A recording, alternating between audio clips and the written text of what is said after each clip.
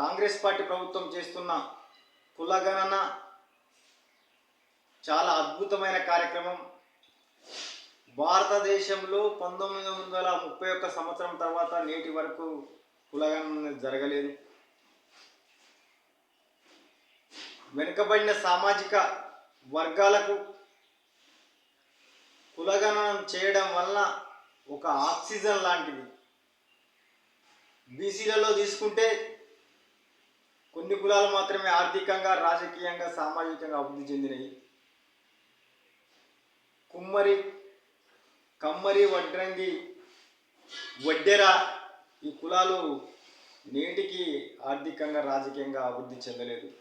ఎస్సీలలో తీసుకుంటే బుడిగ జంగాలు, చిందు, యక్షగానం అనేక కులాలు నేటికి ఆర్థికంగా, సామాజికంగా అభివృద్ధి చెందలేదు. ఎస్టీలలో తీసుకుంటే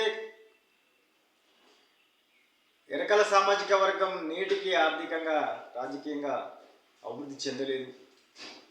ఈరోజు భారతదేశానికి ఒక ఆదర్శ మోడల్గా తెలంగాణ రాష్ట్రం నిలవబోతుంది రేవంత్ అన్న నాయకత్వంలో. కులగణన చేసి ఈ 75 ఏళ్ళ స్వాతంత్ర భారతదేశంలో ఏ కులాలకైతే రాజకీయంగా, ఆర్థికంగా, సామాజికంగా న్యాయం జరగలేదో వారికి అభివృద్ధి ఫలాలను, రాజకీయ ఫలాలను అందించే దానికి ఉపయోగపడేది ఈ కులగణన.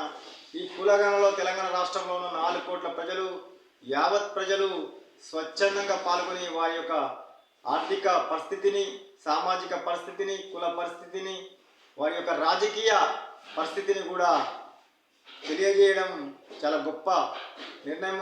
ఒకటే రోజు కాకుండా నెల రోజులు టైం ఇవ్వడం కూడా దీనికి మంచి ఉపయోగం ఉంది. ఈ అందరూ ఆలోచన చేసుకొని మంచి